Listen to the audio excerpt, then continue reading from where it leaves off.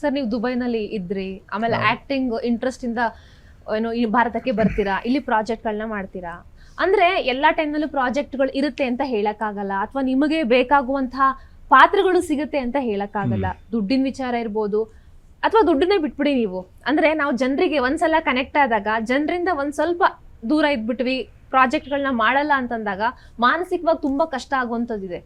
ಇದನ್ನೆಲ್ಲ ಹೇಗೆ ಬ್ಯಾಲೆನ್ಸ್ ಮಾಡ್ತೀರಾ ಅಂತ? ಇದರಲ್ಲಿ ಮಾನಸಿಕ ಮತ್ತು ದುಡ್ಡಿನ ವಿಚಾರ ಬಿಡಕ್ಕಾಗಲ್ಲ ಮೇಡಮ್, ದುಡ್ಡಿನ ವಿಚಾರನೇ ಇರೋದು. ಯಾಕೆಂತಂದ್ರೆ ನೋಡಿ, ನನ್ನ ಹತ್ರ ಇನ್ನೊಂದು ಬಿಸ್ನೆಸ್ ಇದ್ರೆ, ಹೋಟೆಲ್ ಇದೆ, ಅಥವಾ ಅಪ್ಪ ಏನೋ ಮಾಡಿ ಸಪೋರ್ಟ್ ಮಾಡ್ತಾ ಇದ್ದಾರೆ, ಫ್ಯಾಮಿಲಿ ಸಪೋರ್ಟ್ ಮಾಡ್ತಾ ಇದ್ದಾರೆ ಅಂದ್ರೆ ಪರವಾಗಿಲ್ಲ. ಸಿನಿಮಾ ಇಲ್ಲ 2 ತಿಂಗಳಿಲ್ಲ ಅಂದ್ರೂ ಮಾಡ್ಬೋದು ಏನಾದ್ರು.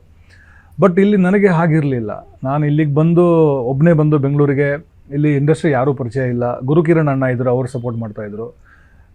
ಅದು ಬಿಟ್ಟರೆ ಸಿನಿಮಾ ಇದ್ದರೆ ನೆಕ್ಸ್ಟ್ ಮಂತ್ ಬಾಡಿಗೆ ಕಟ್ಬೋದು, ಇಲ್ಲ ಅಂದರೆ ಇಲ್ಲ. ಸೊ ಸಿನಿಮಾ ಒಂದು 2-3 ಮಂತ್ಸ್ ಇಲ್ಲ ಅಂದರೆ ಯೋಚನೆ ಬರ್ತಾಯಿತ್ತು, ಇನ್ನೇನು ಮಾಡೋದು ಅಂತ. ಸೊ 1-2 ಸಿನಿಮಾಗಳು ನಾನು ಬಿಟ್ಟು ಮತ್ತೆ ವಾಪಸ್ ಹೋಗೋಣ ಅನ್ನೋದ್ರಲ್ಲಿ ಸಿನಿಮಾ ಬರ್ತಾಯಿತ್ತು.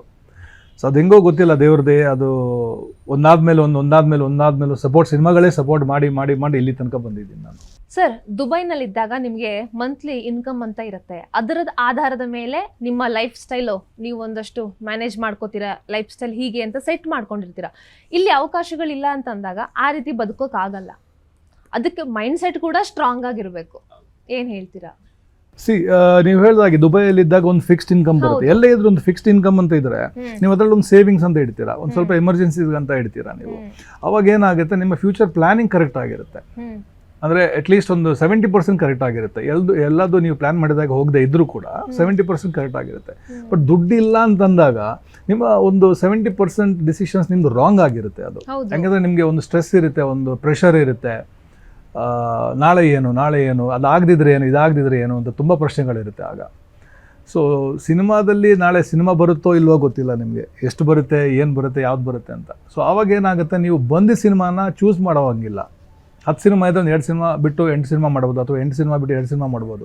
ಚೂಸ್ ಮಾಡ್ಬೋದು ನೀವು, ಅದು ಮಾಡ್ತೀನಿ ಇದು ಮಾಡಲ್ಲ ಅಂತ.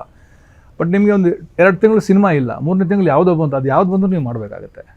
ಯಾಕೆಂದರೆ ನಾಳಿದ್ದು ಯೋಚನೆ ಮಾಡಬೇಕು. ನಾಳೆ ಇಲ್ಲಿದ್ದರೆ ಮತ್ತೆ ಇನ್ನೊಂದು ಸಿನಿಮಾ ಮಾಡ್ಬೋದು. ಅದು ಇಲ್ಲ ಅಂದರೆ ನೀವು ಇಲ್ಲಿ ಬಿಟ್ಟು ಹೋಗಬೇಕು. ನಾನು ಒಂದ್ಸರಿ ಬಿಟ್ಟು ಹೋಗಿದ್ದೀನಿ, ಇನ್ನೊಂದ್ಸರಿ ಬಿಟ್ಟು ಹೋಗೋಕೆ ಮನಸ್ಸಿರಲಿಲ್ಲ ನನಗೆ. ಸೊ ಅದಕ್ಕೆ ಎಲ್ಲ ಸಿನಿಮಾಗಳನ್ನು ಮಾಡ್ತಾಯಿದ್ದೆ. ಬಟ್ ದೇವ್ರ ದಯೆಯಿಂದ ಇವಾಗ ಒಂದು ಸ್ವಲ್ಪ ಬೆಟ್ರ್, ಏನು ದೊಡ್ಡ ಇದಂತಲ್ಲ, ಬಟ್ ಸ್ವಲ್ಪ ಬೆಟ್ರ್ ಇದ್ದೀನಿ. ತೀರಾ ಮನಸ್ಸಿಗೆ ಇಷ್ಟ ಇಲ್ಲ, ಇದು ಬೇಡ ಅಥವಾ ನನ್ನಿಂದ ಆಗಲ್ಲ ಈ ಪಾತ್ರ ಅನ್ನೋದನ್ನು ನಾನು ಡೈರೆಕ್ಟ್ರಿಗೆ, ಇಲ್ಲ ಸರ್ ಇದು ನನ್ನಿಂದ ಆಗಲ್ಲ, ಅಥವಾ ನೆಕ್ಸ್ಟ್ ಟೈಮ್ ನೋಡೋಣ ಅಂತ ಸ್ವಲ್ಪ ಚೂಸಿ ಆಗಿದ್ದೀನಿ, ಸ್ವಲ್ಪ ಜಾಸ್ತಿ ಏನಿಲ್ಲ.